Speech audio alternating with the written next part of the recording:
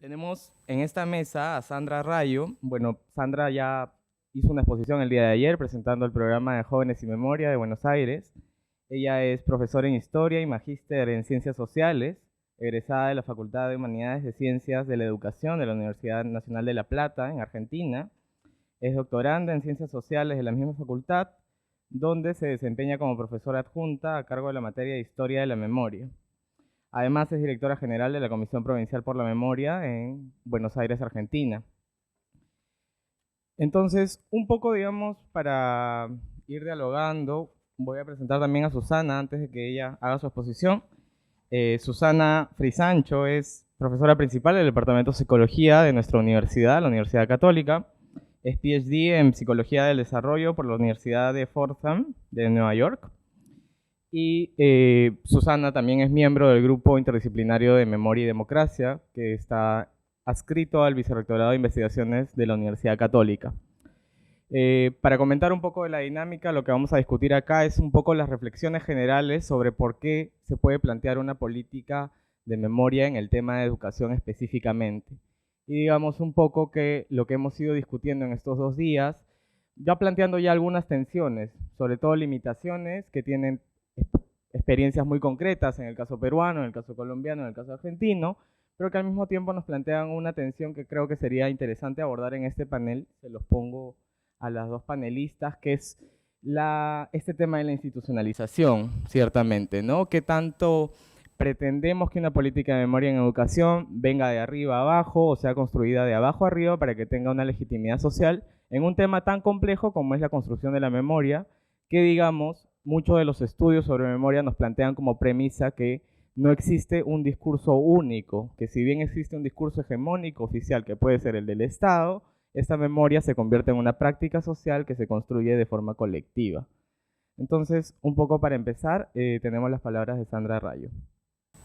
Bueno, un poco tratando de responder al desafío de esta pregunta, quería pensar con ustedes un poco lo que fue el proceso de institucionalización de las políticas de memoria en Argentina y en particular las referidas a la educación. Igualmente me gustaría de alguna manera historizar un poco, porque hoy hablamos de políticas de memoria, pero en realidad políticas de memoria, aún no enunciadas de esa manera, han tenido todos los gobiernos. Yo me voy a referir a Argentina particularmente, porque todos los gobiernos y el Estado siempre despliega una política particular con respecto a su pasado y gestiona de alguna manera ese pasado, ¿no? Y la escuela es uno de los dispositivos centrales de difusión también de estas memorias o de este pasado común que se constituye, que se constituyeron a partir incluso de la creación de los Estados-Nación. Pero en el caso específico de estas memorias que emergen después de situaciones extremas y muy traumáticas como han sido los que hemos vivido en América Latina y en muchos lugares del mundo en el siglo XX, las políticas de memoria tienen un sentido muy particular, ¿no? que asumen luego de los procesos de transición.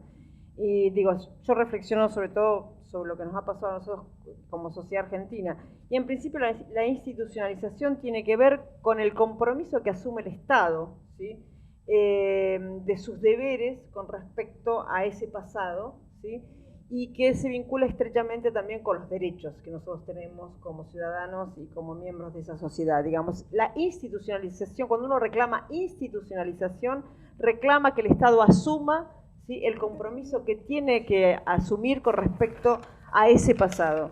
Y en el caso particular de Argentina, esa asunción de la responsabilidad del Estado ha sido, tiene que ser en dos sentidos. Por un lado, en la reparación, la necesaria reparación del daño ocasionado a las víctimas.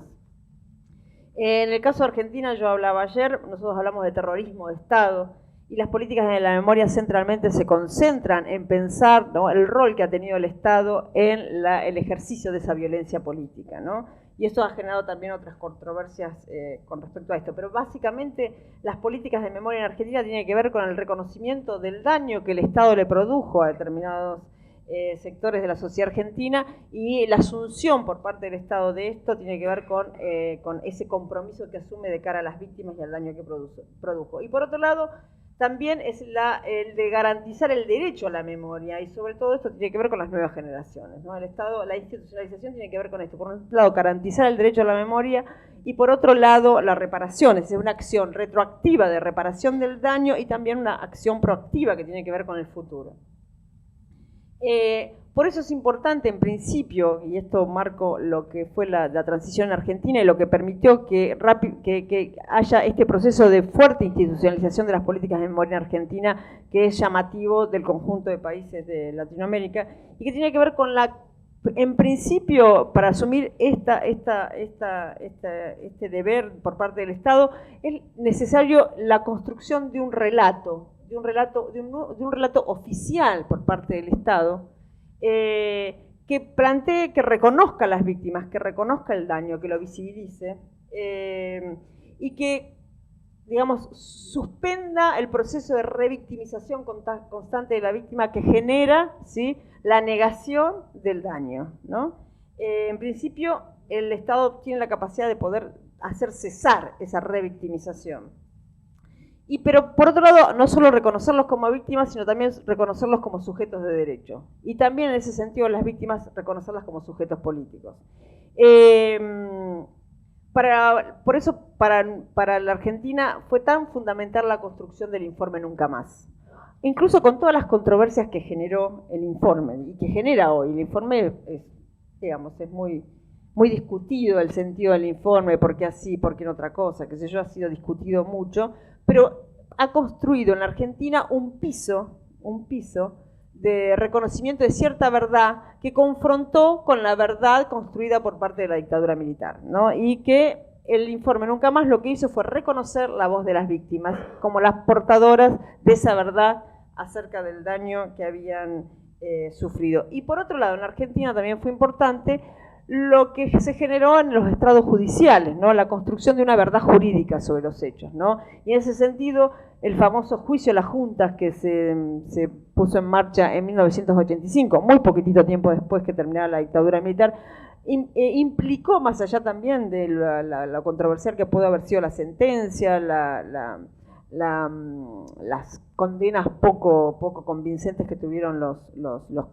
criminales de lesa humanidad, lo que la sentencia del juicio a las juntas constituyó fue una verdad indudable e indeleble acerca de lo que había ocurrido, ¿no? Yo hoy miraba la recordación en la comunidad que contaban hoy en la mesa anterior con respecto a lo que había pasado, creo que en 1993, en el 18 de agosto de 1993, y hay diferentes versiones, quiénes fueron los perpetradores, ¿no? Entonces eso queda, de alguna manera, en Argentina hubo una verdad que de alguna manera pudo evidenciar las responsabilidades penales acerca de lo que había ocurrido, digamos, ¿no? Y pudo identificar qué había ocurrido, y sigue habiendo un proceso de justicia que sigue todavía produciendo esa verdad jurídica que implica en algún sentido no construir una memoria de consenso, sino cierto piso de reconocimiento de que ciertos hechos ocurrieron, ¿no? Y esto es un piso también para poder construir una verdad democrática que limita esas posibles narrativas. En Argentina hoy hay un límite para esas narrativas que, por ejemplo, legitiman el accionar de la dictadura militar, ¿no? El sentido es opuesto. Cuando se habla de apología del delito en Argentina, se habla cuando alguien defiende lo ocurrido con los militares en Argentina, ¿no? Es la tensión de la apología del delito está vinculado con esto. Pero la existencia de ese relato, que es ese piso común, digamos, ¿no? Que necesitamos, sobre todo lo necesitamos en la escuela. ¿De qué piso común estamos hablando, digamos, ¿no? ¿De qué hechos, ¿no? En la dictadura se discutía si había o no desaparecidos. La dictadura negaba la existencia de los desaparecidos. Bueno, hoy en la Argentina nadie puede negar la existencia de los desaparecidos. En la Argentina nadie puede negar la existencia de los centros clandestinos de detención. Hay cierta verdad que ya después tenemos muchísima confrontación acerca de por qué ocurrió, quiénes fueron los responsables. Hay una intensa disputa en torno a eso. Pero el negacionismo ya no es posible en la Argentina. Y eso es muy importante para cuando pensamos en la institucionalización de las políticas de memoria, porque estamos definiendo qué memorias entran de alguna manera en ese proceso de institucionalización. Pero aquí vale otra recomendación importante. La institucionalización no implica el reconocimiento de que esta narrativa que tiene el Estado, que ha generado como una narrativa de alguna manera ligada al proceso democrático en cuanto a lo ocurrido, no puede ser un relato unívoco. O sea, la institucionalización de la política de memoria no está centrada en la transmisión de este relato. Cuando hablo de este relato, hablo de un piso común, no hablo de un único relato, ¿sí? De un único relato que debe ser transmitido. Todo lo contrario, la institucionalización de una política de memoria, y en la escuela esto es central, no se puede remitir a la transmisión de un relato oficial, ¿sí? Por más consenso que tenga.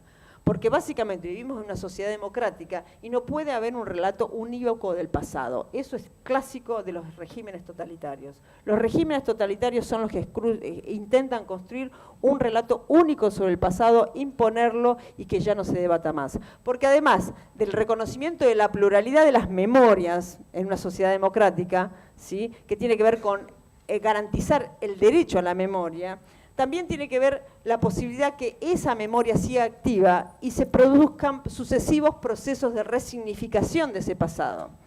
Y en esto me parece que es importante marcarlo, digamos, ¿no? Porque un proceso de institucionalización en la escuela de las políticas de memoria, lo que tiene que atender centralmente es a garantizar esos procesos de significación.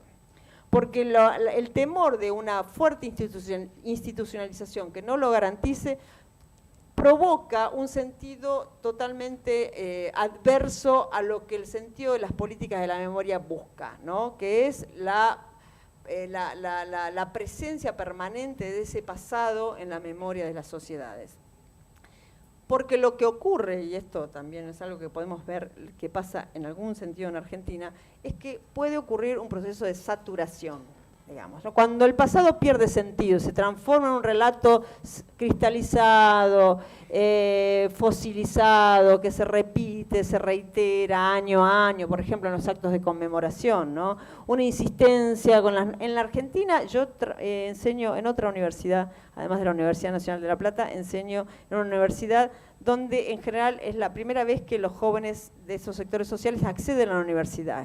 La historia familiar son el primer acceso a la universidad, que son unas universidades que se han abierto últimamente en sectores donde están los sectores populares de la clase trabajadora y que están accediendo a la universidad. Por lo tanto, yo doy una materia de historia general argentina y es casi como si diera una clase en el colegio secundario. De lo que más de la historia argentina no saben nada, pero nada. De lo único que saben un poco es de la dictadura militar. Por supuesto saben mal de la dictadura militar, porque no pueden entender la dictadura militar si no conocen en qué proceso histórico se inscribe la dictadura militar. Pero saben de los desaparecidos, de los centros clandestinos de detención, de esos militares malvados que torturaban gente. Y a mí un relato muy simple, pero si no saben ni de Perón, ni del radicalismo, ni de lo que son los grandes hitos de la historia contemporánea argentina. Pero de lo único que saben un poco y mal es de la dictadura militar. Entonces eso, ¿no? Porque tienen las efemérides, porque es un tema recurrentemente tratado. Ocurría antes lo que ocurre acá, que nunca se llegaba a ver la dictadura porque era un tema conflictivo, nunca llega. Ahora, como se ha institucionalizado la política de memoria en la escuela a través de las efemérides, de los libros, de las cantidades documentales que hay, si hay algo que los profesores de historia tenemos a mano, son recursos para enseñar la dictadura militar. No lo vamos a tener en otros temas de la historia argentina contemporánea, ni otros temas de la historia en general. Pero vamos a tener manuales, folletos, documentales, cortos, memorias. En las bibliotecas, el Ministerio de Educación ha producido muy buenos materiales para trabajar la dictadura militar en el aula, de sólidos académicos que han producido material muy interesante. Sin embargo, esto no garantiza que haya un proceso de resignificación y de construcción de sentido por parte de las nuevas generaciones, ¿no? Digo, son todas buenas noticias, no me estoy quejando de nada. Lo que digo es que en los procesos de institucionalización, ¿no? Lo que no puede ocurrir es esto de que pierda riqueza el proceso de construcción, de producción de memorias y de alguna manera en este intento de superar determinadas condiciones adversas asociadas con el conflicto, la memoria pierda esa conflictividad que tiene que ver con el reconocimiento de la conflictividad que existe en nuestra sociedad. Nosotros vivimos sociedades conflictivas, con fuertes tensiones, la desigualdad social, ¿no? Las injusticias, las violaciones a los derechos humanos, las tensiones también políticas. Vivimos en sociedades conflictivas. Si no, digamos, no estaríamos discutiendo esto. No se trata de anular el conflicto, sino de pensar de qué manera los conflictos son abordados por las sociedades. Y en este sentido, vale la pena seguir pensando en relación a qué es la democracia, digamos, ¿no? Y qué relación hay entre institucionalización de políticas de memoria, educación y la consolidación de los regímenes democráticos en las sociedades donde nosotros vivimos. Este es el fuerte sentido que tiene la necesidad de que institucionalicemos políticas de memoria y que esas políticas de memoria estén centradas en también pensar la escuela, ¿no? Por lo que implica también esa memoria en los procesos de democratización y de cuestionamiento de la propia escuela. Para poder pensar, historizar esto, yo simplemente les quería decir que todos los gobiernos en Argentina han mirado a la escuela como un lugar clave donde elaborar este pasado y de alguna manera construir la legitimidad de sus propios gobiernos. Voy a dejar de lado la dictadura, que también tuvo una política muy fuerte educativa, vinculada con la legitimación de lo que la dictadura estaba haciendo, digamos, ¿no? Hubo cambios curriculares importantes, lo que fue el cambio de lo que fue la formación cívica, etcétera. Durante los años 80, ¿no? Lo que primó en la escuela y la política del gobierno de intentar qué rol, porque la pregunta es, ¿qué rol tiene la escuela en la capacidad de superar aquel pasado? En los 80, la democracia estaba muy deslegitimada en la Argentina, había que construir una fuerte legitimidad de la democracia. En la sociedad argentina teníamos que creer que la democracia servía para algo, digamos, ¿no? Después, ustedes saben, conocen la historia argentina, de recurrentes golpes de Estado, ¿sí? Que habían marcado de alguna manera la dinámica de la política argentina durante todo el siglo XX. Entonces lo central fue, los derechos humanos fueron contenidos transversales en todos los niveles educativos, era un contenido transversal, fue un fracaso, digamos, la incorporación de porque finalmente no se enseñaba en ningún lado derechos humanos, digamos, no había ¿no? Se tenía que enseñar en todas las disciplinas y finalmente no se enseñó en ninguna, pero centralmente estaba orientado a construir una ciudadanía democrática, ¿no? Entonces, los contenidos centrales tenían que ver con enseñar la Constitución, enseñar las leyes y aprender que la democracia es y se garantiza cuando todos los ciudadanos cumplimos con la ley, digamos, y cuando el propio Estado también cumple con la ley y la Constitución. Entonces, esa fue, de alguna manera, la forma que en ese momento, en los 80, se encontró para pensar la relación entre escuela y la posibilidad de construir escenarios donde no se repitan las violencias del pasado. Entonces el civismo fue central en los 80. En los 90, con las reformas neoliberales, ¿sí?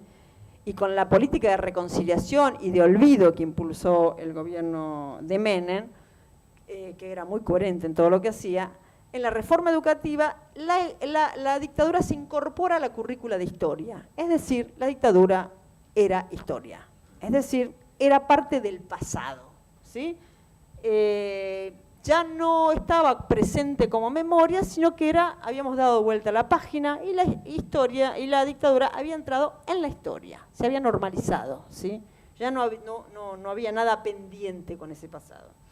Y después de la crisis del 2000, la crisis del modelo neoliberal y en las nuevas reformas educativas que se hicieron, finalmente la dictadura entró a la escuela como memoria y se pensó a la escuela como un espacio de construcción de memorias, ¿sí? En ese sentido plural, ¿sí?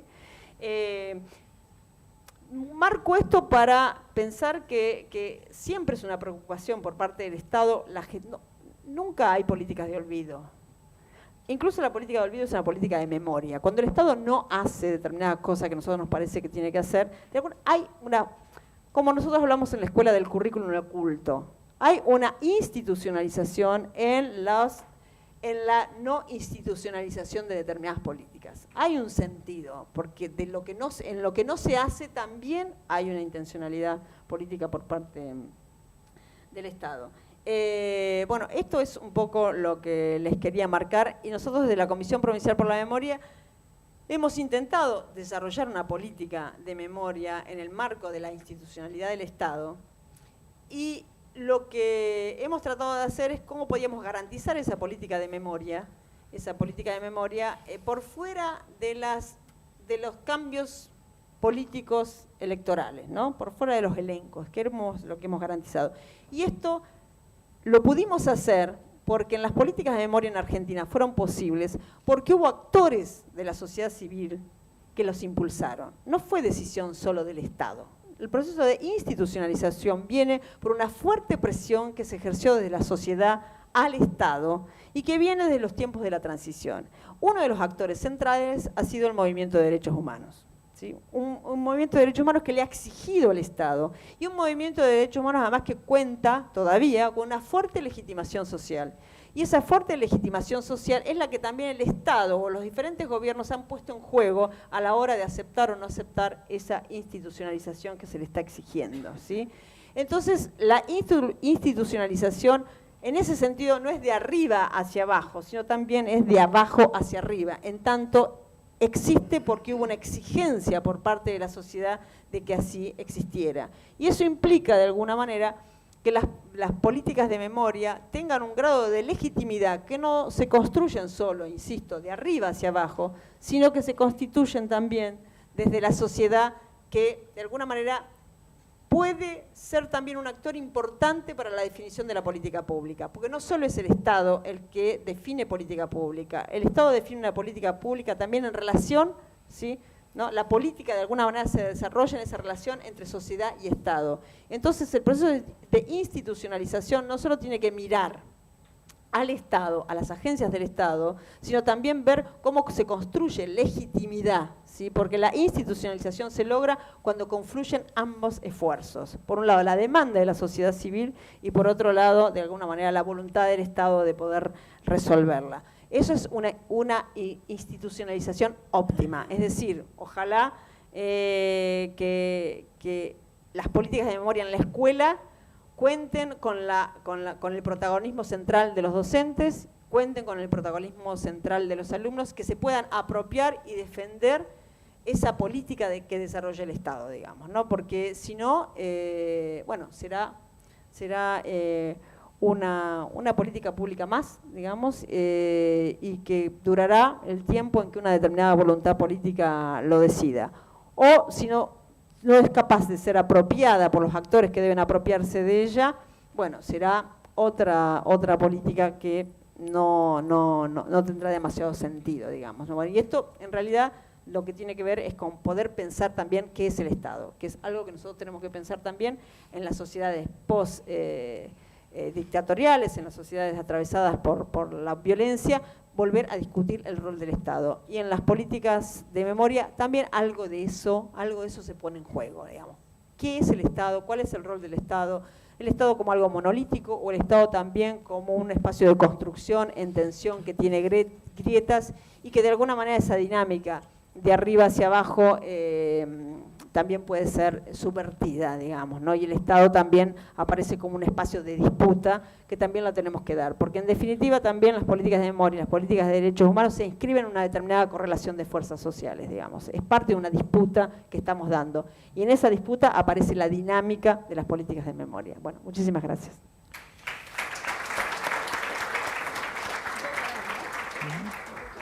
Sí. Bueno, muchas gracias, Sandra. Ahora tenemos las palabras de Susana Frisancho. Bueno, yo voy a hacer una reflexión a otro nivel, ¿no? Quiero más bien enfatizar un poco en los aspectos más pedagógicos, más educativos, de por qué es importante o por qué es necesario, relevante, fundamental, diría yo, que la escuela aborde estos procesos educativos de educación de memoria, digamos, ¿no? Y bueno, el tema es muy complejo.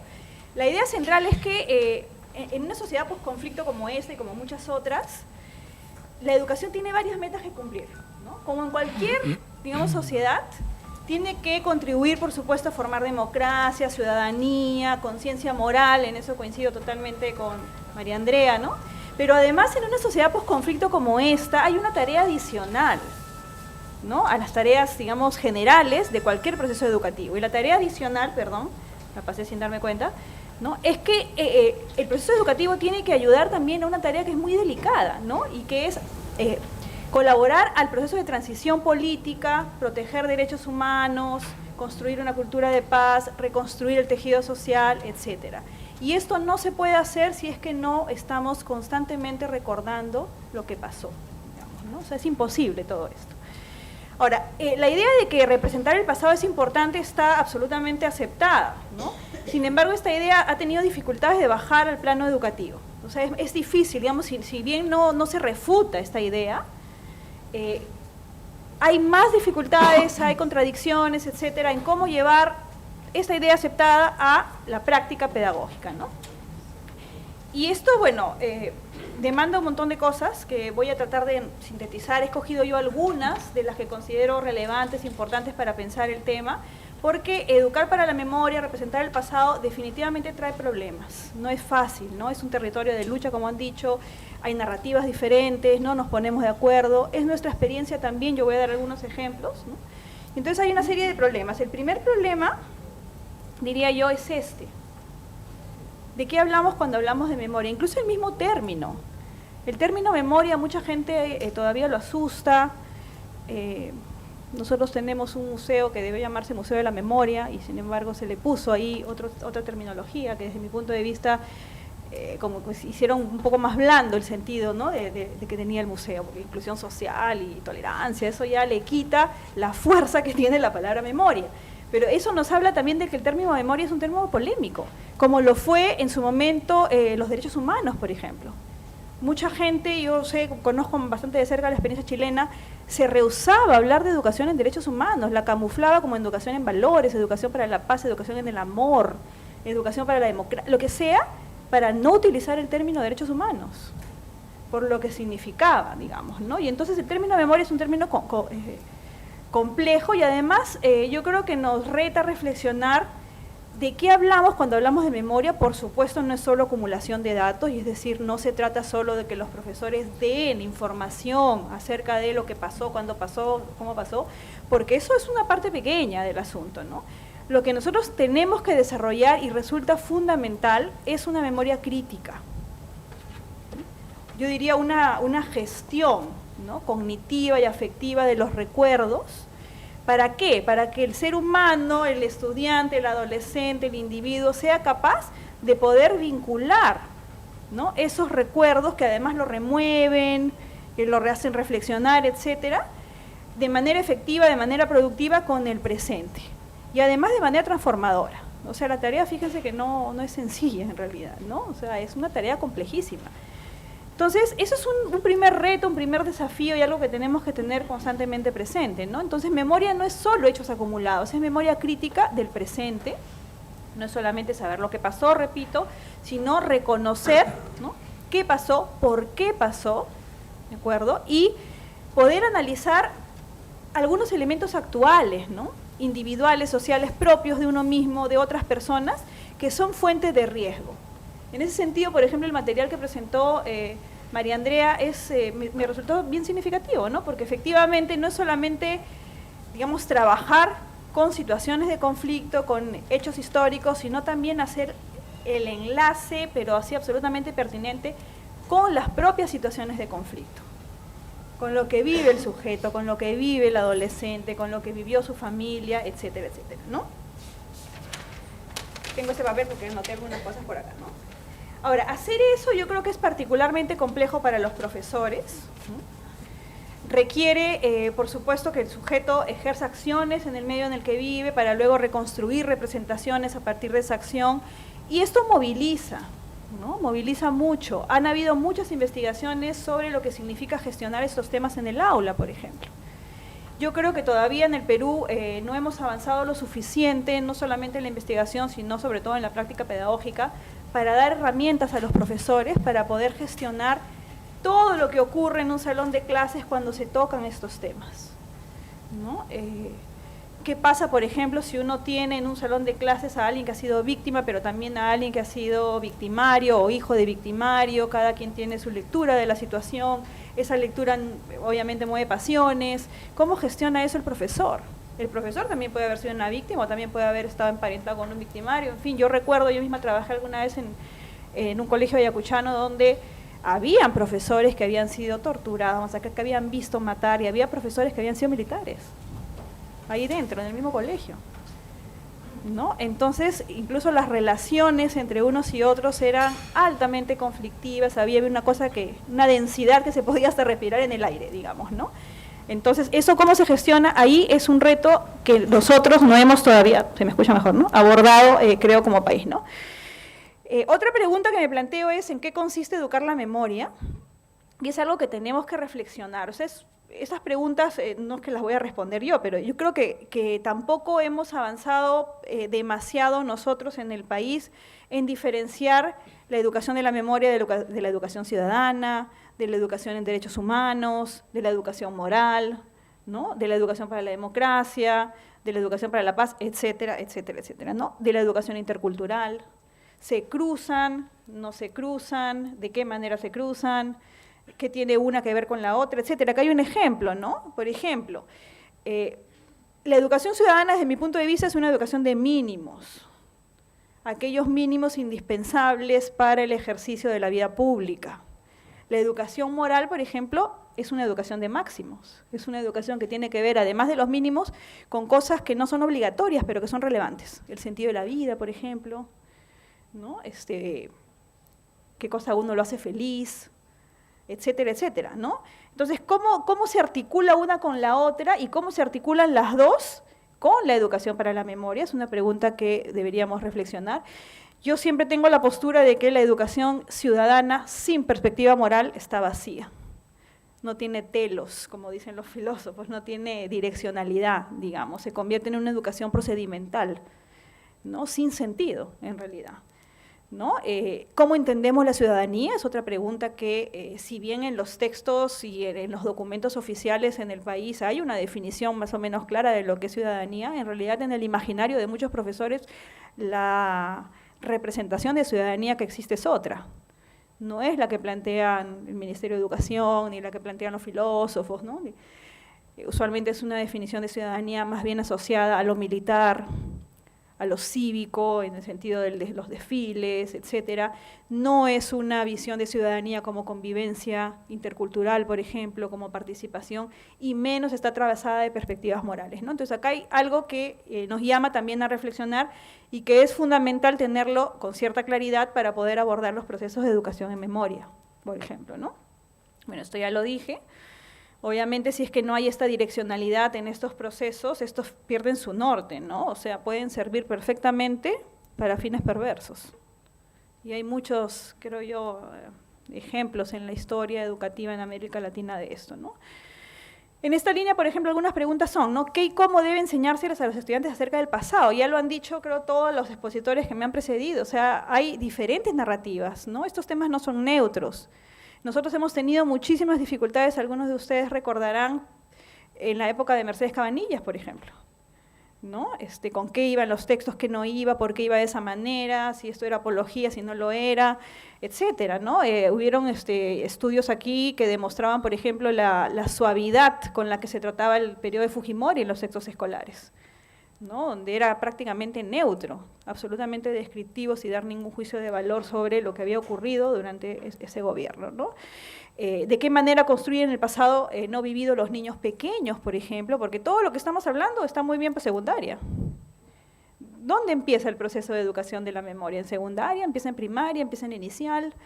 ¿De qué manera? ¿Cuáles son los procesos psicológicos, cognitivos que tienen estos niños para representar un pasado que no han vivido?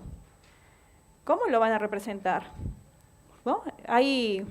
Digamos, se sabe, por ejemplo, que los niños representan el pasado casi como los picapiedra, con todo lo que nosotros tenemos, pero prehistórico, ¿no? O sea, es muy difícil para un niño representar cosas que no ha vivido de la manera en que un adulto quisiera que lo haga, digamos, ¿no?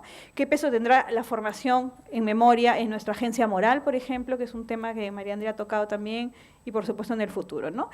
Ahora, otro punto que creo que tenemos que reflexionar en esta línea, voy a ser un poco breve en esto, son las contradicciones de nuestro propio currículo, ¿no?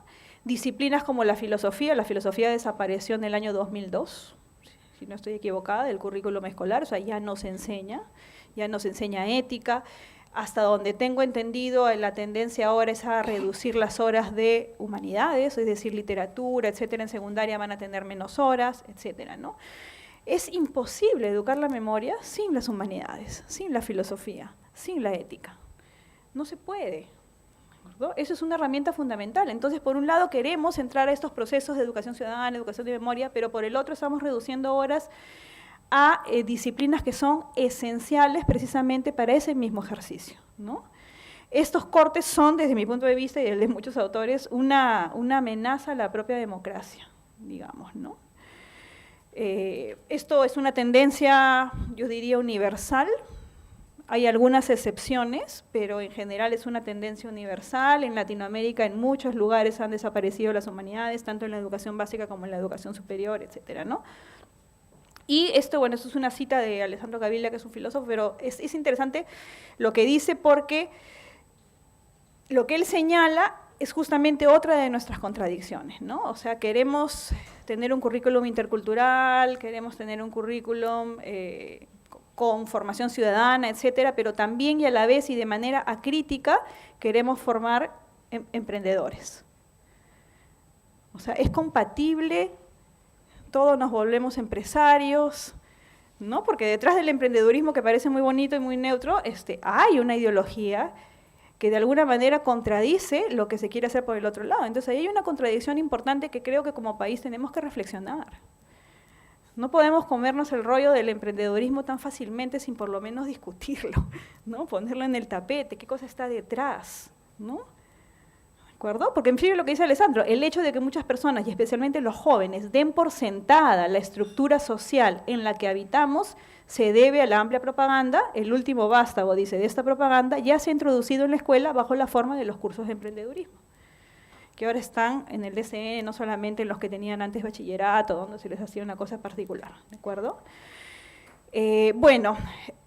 Necesitamos también repensar de qué manera los procesos educativos van a conectar el pasado, esto que se quiere reconstruir, con el presente. Esto ya lo han dicho varios antes que yo.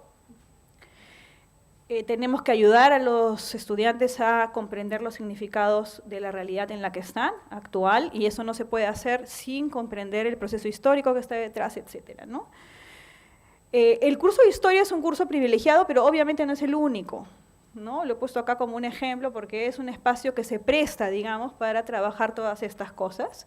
Cómo podemos darle a los estudiantes un pasado que sea utilizable, cómo podemos cultivar su literacidad histórica, pero además una sensibilidad crítica frente, ¿no?, a lo que ha ocurrido en el país, una perspectiva moral frente a lo que ha ocurrido, etcétera, ¿no? O sea, seguirnos preguntando las mismas preguntas morales que se hacen muchos historiadores. Un tema que no es peruano, por supuesto, pero que es absolutamente relevante y vigente es el tema del Holocausto, que todavía la gente se pregunta cómo pudo pasar. ¿Qué ocurrió? ¿No? ¿Cuáles son las preguntas que podemos hacernos nosotros, por ejemplo, ¿no? Ahora, para esto, yo creo que tenemos el reto como país también de desarrollar materiales de calidad. Los que ha presentado María Andrea me han parecido fascinantes. Conozco lo de Facing History, que son, no sé si ustedes los conocen, que es un material estadounidense de altísima calidad, y yo creo que estamos lejos nosotros de tener para los profesores materiales de esa envergadura, ¿no? Es una tarea que todavía está pendiente. Sin materiales, no quiero decir que el profesor no pueda hacer nada, por supuesto, porque un profesor hace maravillas sin nada, ¿no? Pero digamos que los materiales de calidad son importantes, ¿no? ¿Con qué trabaja un maestro? ¿De qué manera gestiona los temas? ¿Qué películas puede ver? ¿Qué documentales? ¿Qué noticias de periódico? ¿Dónde las saca? Etcétera, etcétera, ¿no? Y qué estrategias se le brindan además para poder abordar de manera adecuada, apropiada a la edad, sensible, que no movilice más allá de la cuenta, etcétera, pero que sí empuje los procesos que queremos, ¿no? Que no quede solamente en una especie de saludo de la bandera, ¿no? Entonces esto es también un reto importante. Yo creo que voy a ir cerrando y me voy a comer algunas cosas que tengo por acá, pero finalmente yo creo que el problema de cómo construimos al otro es un problema que tenemos que abordar desde la educación.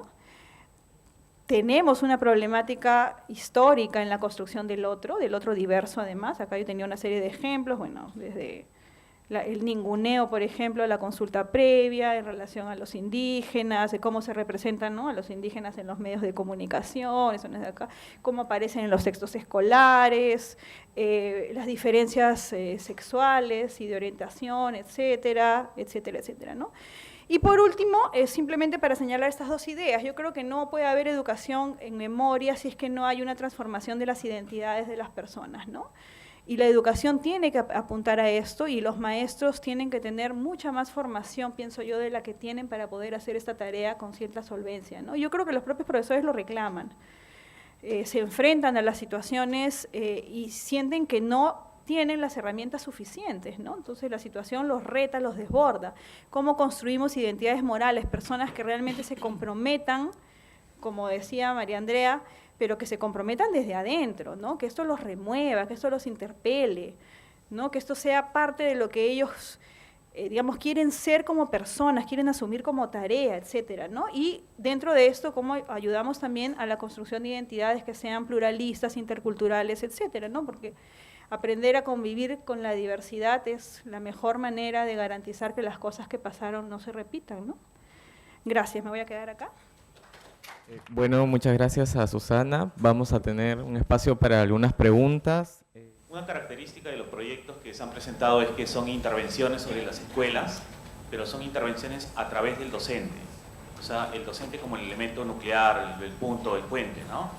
Y en este caso me gustaría reflexionar como el docente como sujeto político, ¿no? Como agente político, ¿no? Hemos pasado de un docente muy ideologizado, los 80s, el docente pues de manual marxista, el que retrata a Gonzalo Portocarrero en un texto de sociología muy conocido, incluso que todavía estaría vigente en algunas universidades, y algunas chicas del Congreso de Educación lo mencionan, ¿no? Cómo se monopoliza el tema político en un congreso educativo, académico, etcétera, ¿no? Pero el otro extremo sería también el docente desideologizado, ¿no?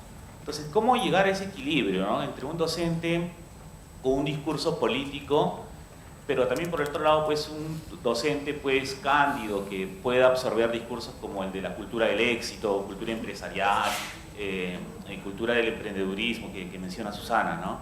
Entonces, Salomón Lerner abría este seminario con el tema de Aristóteles, ¿no?, el sum politikon, ¿no?, el ser político, el ser social, ¿no? Y bueno, el docente lo es, ¿no? Entonces ese es el punto, ¿no? Solamente un apunte pequeño, ¿no? La historiadora Cecilia Méndez apuntaba, me parece agudamente, que en los últimos años en el discurso docente se ha dejado de hablar de palabras fuertes como explotación, desigualdad, ¿no?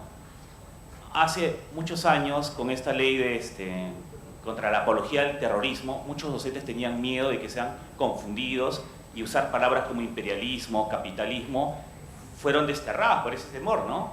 Y hemos pasado pues a un discurso docente donde esas palabras como desigualdad y explotación prácticamente son invisibles, ¿no? No aparecen, ¿no? Entonces quería saber qué opinaban ustedes sobre esto, ¿no? El docente como actor político, como sujeto político, ¿no? Gracias. Muchas gracias.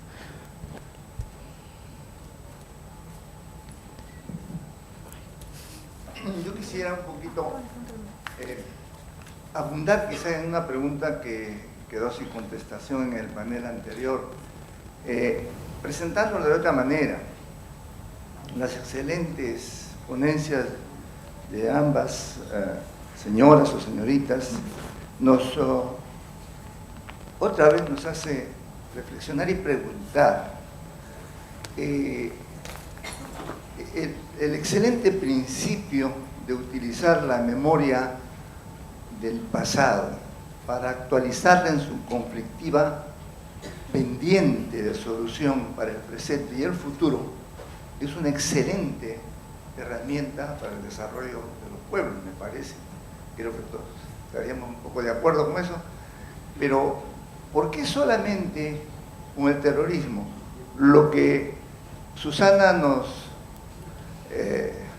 sugiere entre líneas es que no solo va a ser para este problema, sino para todos los otros que confluyen y que tienen la misma o quizá mayor importancia actual, como el que mencioné de los pasivos ambientales generados por el extractivismo. Entonces, es así como se ve actualmente esto de la memoria y su utilización para el presente y el futuro, es decir, no solamente ver lo del terrorismo, que incluso para los izquierdistas puede ser perfectamente explicado desde el punto de vista sociopolítico, pero aparte de las creencias que pueden haber, ¿qué? ¿Los otros problemas no tendrán más vigencia y más importancia también? Bueno, para Colombia evidentemente no, porque esos 50 años siguen, pero para nosotros se dice que ya está dominado, que no parece ser, pero por lo menos hay otros problemas que quizá están necesitados de mayor urgencia, que también necesitan volver a la memoria. Por ejemplo, la corrupción, que viene desde la colonia y no se puede solucionar. Eso no es un problema también para ejercitar la memoria, sobre todo ahora que tenemos ese libro magnífico de la historia de la corrupción de Quirós. Leer eso nos descubre una nueva historia del Perú. Entonces, creo que la ponencia de Susana va en ese sentido, salvo que me equivoque, y esa es mi pregunta. ¿Qué se podría hacer con ese resto de otros problemas que también necesitan rememorarlos para discutirlos, ponerlos en vigencia y proyectarnos al futuro? Gracias. Tenemos dos preguntas atrás. Ahí. ¿Aló? Sí, bueno, se dice la educación en sociedades post-conflicto, pero si uno se pone a analizar lo que ha pasado en Perú y lo que era hace 30 años el Perú, en verdad, poco ha cambiado. Es como si tuviéramos una pared, que es todo lo que, esa pared representa todo lo que es el Perú. Y lo que ha pasado de ese transcurso ahora es como si hubiesen pintado esa pared. Antes era marrón, ahora es celeste, pero en el fondo sigue siendo lo mismo. Hay atraso, hay racismo, hay, ¿cómo se llama?, pobreza, hay todo un gran engaño, entre comillas, de que ha mejorado la sociedad peruana. Pero en verdad, ¿se ha castigado a la gente que ha asesinado a tantas personas? No. Sigue una crisis institucional en todo sentido. Entonces, ¿qué ha cambiado? Solamente, digamos, la educación para nosotros estar alegres con nosotros mismos, ¿o cómo? Gracias. Gracias. Aquí hay una y aquí hay otra. Les pediría nada más si pueden ser un poco breves en hacer la pregunta directamente y acortar los comentarios. En esta última intervención, colegas, quiero llamar la atención del doble discurso de la política de los estados y específicamente un evento reciente de la RENIEC y la ONG. Quiero llamar seriamente la atención de esto. Mientras en este y otros eventos estamos buscando formar y transformar la identidad de las personas y entidades morales, mejorar las currículas, reconstruir la memoria colectiva, entidades pluralistas e interculturales, ese no es el objetivo actual. ¿Saben cuál es el objetivo? El objetivo actual es, sobre la base del consenso de Washington, Fondo Monetario y Banco Mundial, ya están ellos implementando el DNI electrónico. Ya empezaron a invitarnos a nosotros a los eventos de que es necesario hablar de la identidad y ciudadanía digital, cuando ni siquiera hemos cerrado las brechas y las venas abiertas de América Latina y del Perú profundo. Gracias. Una última pregunta, por favor. Buenas noches, muchísimas gracias por la ponencia, realmente muy enriquecedoras ambas, al igual que en el panel anterior.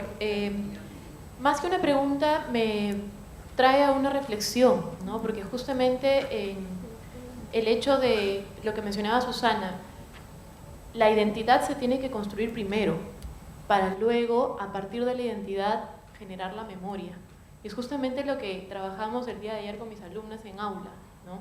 Ellas, esa reflexión fue de ellas, y fue importante porque ellas miraban y decían, no podemos separar una y otra, porque es parte de mi historia, y esa historia es mi memoria.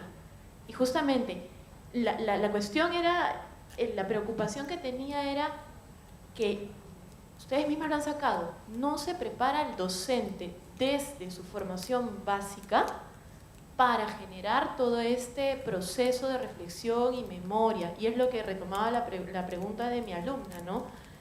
¿qué está haciendo la institución académica o la academia para formarnos a nosotros como docentes en estos aspectos? Está bien estas discusiones, está bien todo esta nueva mirada que estamos teniendo los que estamos presentes acá, pero ¿qué hacemos desde la universidad, desde los institutos pedagógicos, ¿no? ¿Y qué hacemos nosotros como docentes de aula, sea de inicial, de primaria, de secundaria, de universidad o superior en general, para tocar estos temas en nuestras aulas y generar estas estrategias que, como en el caso de Colombia lo han hecho, en el caso de Argentina también, recoger relatos distintos y no solamente uno que me atrevo a decir y a cuestionar sea solamente el de la Comisión de la Verdad.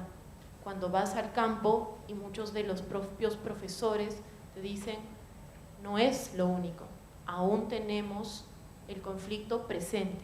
Y por otro lado, me preocupa el hecho de que solamente a la escuela la estamos viendo como la salvación para poder entender todo esto, pero nuestra sociedad peruana, ¿qué cosa nos da desde los medios de comunicación? Desde las noticias, ¿no? Desde los programas que estamos viendo. ¿Qué es lo que está pasando ahí? Y ahí, como decimos todos nosotros, es una política de Estado que tiene que nacer, creo yo, desde mi punto de vista personal, desde abajo, desde nuestra propia convicción como docentes y como ciudadanos, de qué tipo de ciudadanos queremos ser y hacia dónde queremos llegar. Nada, gracias. Gracias, Claudia. Bueno, pasamos a responder tal vez 5 minutos por cada panelista. Empezamos en el mismo orden.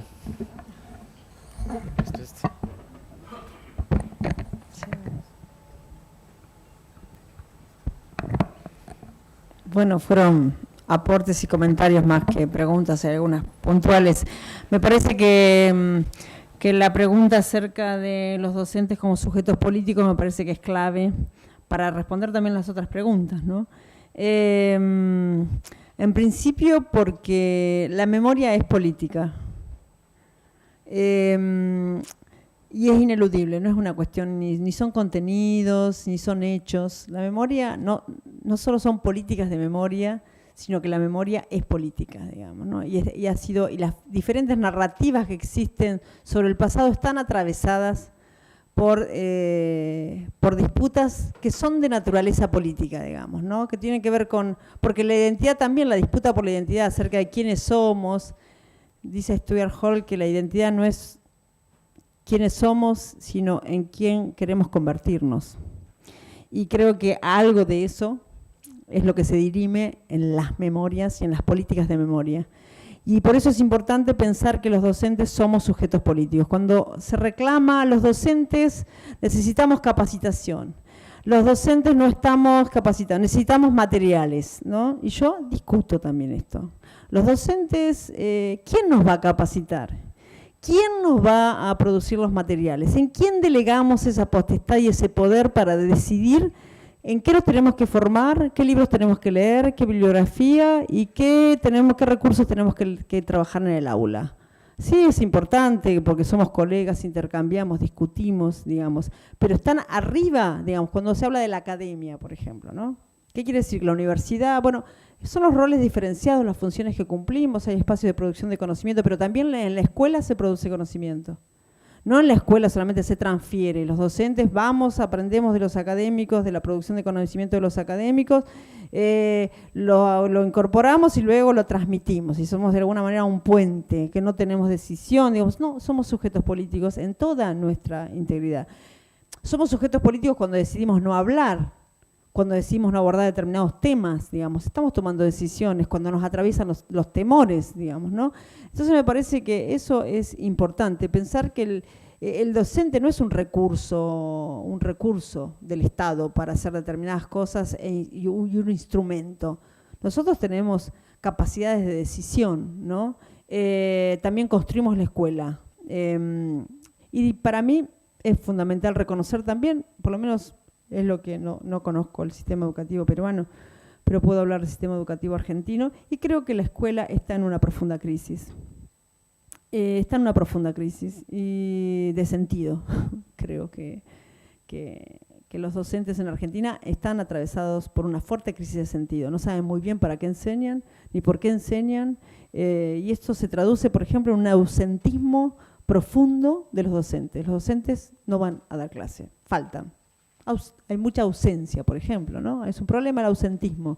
Entonces es una cuestión de mucha discusión en Argentina hoy, digamos, de que no se da clase. Es muy difícil que en la escuela pública, ¿no? En la escuela pública, en la escuela gratuita no hay clase todo. Bueno, hay una fuerte crisis de sentido de la escuela. Y me parece que tiene que ver con el reconocimiento de la sociedad donde se inscriben esas políticas de memoria. ¿Qué sociedad queremos? ¿Para dónde vamos? Eso todo está en disputa y eso de alguna manera es atravesado en los procesos de elaboración de ese pasado. Porque la memoria, insisto, no es pasado por definición. No hablemos de la memoria como sinónimo de pasado porque no lo es. Ni tampoco la memoria es historia. Ni la elaboración de la memoria es enseñanza de la historia. Son dos cosas distintas. Unas interactúan, por supuesto, ¿sí? Pero la cuestión de la memoria no es un problema de enseñanza de la historia, ¿no? La enseñanza de la historia tiene otros problemas, digamos, ¿no? Cómo hacer significativo el pasado, pero que pueda atravesar los pasados más recientes, los pasados más lejanos. Pero la memoria tiene otra dimensión, ¿no? Muchos historiadores creen que la historia debe imponerse por sobre la memoria, ¿no? Pierre Nora, por ejemplo, un historiador francés, dice que la historia debe disciplinar a la memoria, ¿no? Que la historia está allí para decir cuál memoria es verdadera y cuál memoria es falsa, porque somos los historiadores los que producimos conocimiento, porque eso implica además democratizar el pasado, digamos, ¿no? Bueno, yo no soy de esos historiadores, a mí me gusta más pensar qué le pasa a las sociedades en esos procesos de elaboración de ese pasado, en esas representaciones que las sociedades van construyendo sobre ese pasado. ¿Qué se dirime ahí? Bueno, creo que en gran medida la dinámica de la memoria está atada a dinámicas políticas fuertes. Hay un presente que está en disputa. Y esto, en la pregunta que hacía acá el compañero sobre qué entra en la memoria. Y en la memoria está el presente, no está el pasado. Son miradas que tenemos del pasado en determinado presente, que resignifican al presente. Entonces no podemos disociar memoria de presente, ¿no? Ni la memoria circunscribirla a un determinado acontecimiento. No, bueno, la memoria va ensanchando también, va inscribiendo, porque va construyendo sentidos y va enlazando el pasado y el presente de manera distinta. Ahí está la dinámica. La dinámica de la memoria es esa relación dialógica entre el pasado y el presente, ¿sí? Y la memoria es selectiva, no es toda, no es todo el pasado lo que está en la memoria. No, hay una canción de León Gieco en Argentina que dice, que nosotros nos reímos siempre en la comisión, que decimos, no es verdad lo que dice León Gieco, que todo está guardado en la memoria. No todo está guardado en la memoria es selectiva. Esa selectividad, esa dinámica que tiene la memoria está relacionada con la conexión entre pasado y presente, ¿sí? Ahí es donde aparece la dinámica de la selectividad. Y cuando hacemos historia de la memoria, yo me dedico a eso, hago historia de la memoria como historiadora, lo que voy viendo son las variaciones que van teniendo los relatos del pasado en los distintos presentes, ¿sí? Y uno puede historizarlo. Los relatos que emergieron en tal momento, por qué, cuál era el sentido que se estaba disputando ahí, y a partir de esas representaciones del pasado yo puedo estudiar cada presente, así como parece, no es una cuestión de brujería, es así, científico. Por eso no se trata solo de pensar determinados acontecimientos, esos acontecimientos son los que son disparadores de los procesos de memoria, ¿sí? Son los que generan interrogaciones, lo que ponen interrogantes sobre el futuro, lo que marca una agenda de lo que no queremos que vuelva a pasar, pero también de alguna manera lo que genera, ¿no? Dice Koselleck, que la memoria es la construcción de horizontes de expectativa. Y eso es clave. Y ahí está también la política, la decisión, la voluntad.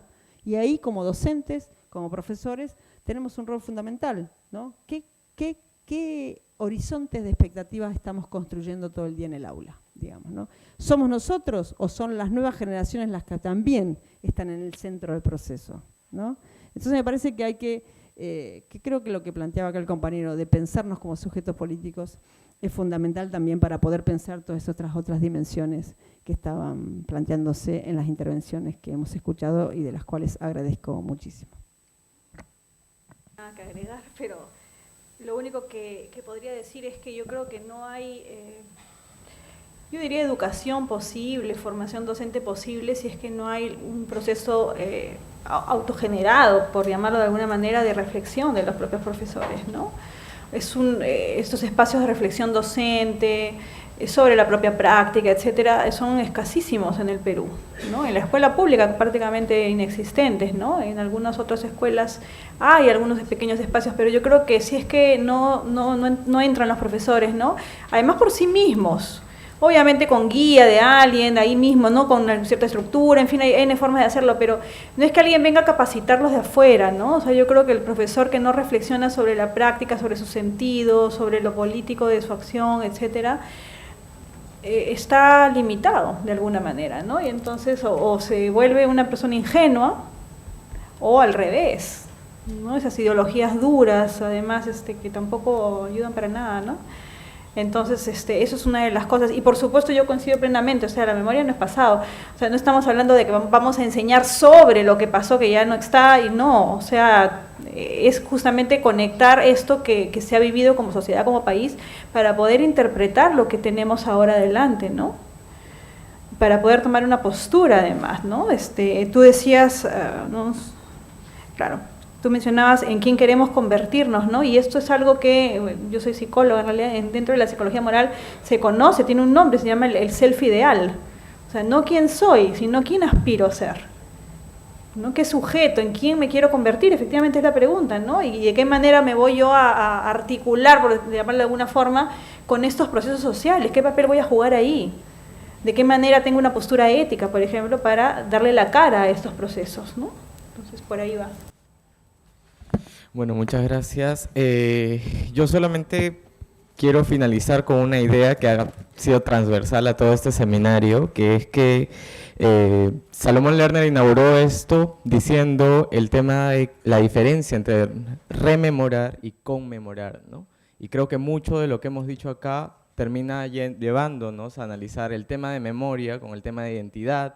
Susana planteó el tema de desarrollo, de cuestionar el discurso de desarrollo, y creo que en esa línea la memoria y la institucionalización de una política de memoria no tiene que ser vista como una política que sea un corsé para esta práctica social que, como bien lo ha explicado Sandra desde la experiencia incluso de Argentina y la experiencia que están llevando a cabo en Colombia, mucha de la riqueza de construir una memoria que nos lleve hacia representar la identidad y los valores democráticos o de derechos humanos tiene que ver con dejar abierta esa posibilidad, ¿no?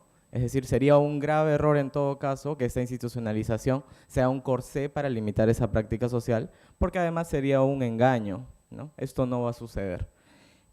Solamente quiero darles dos anuncios antes de finalizar. El lunes 24 tenemos un coloquio con el Instituto de Estudios Franco-Andinos sobre reparaciones. Esto se va a realizar en la Universidad Católica, en el campus de la Universidad Católica, a las 9:30 de la mañana y va hasta las 8 de la noche. Y invitarlos a pasar a tomar un brindis de clausura del seminario. Muchas gracias por su asistencia.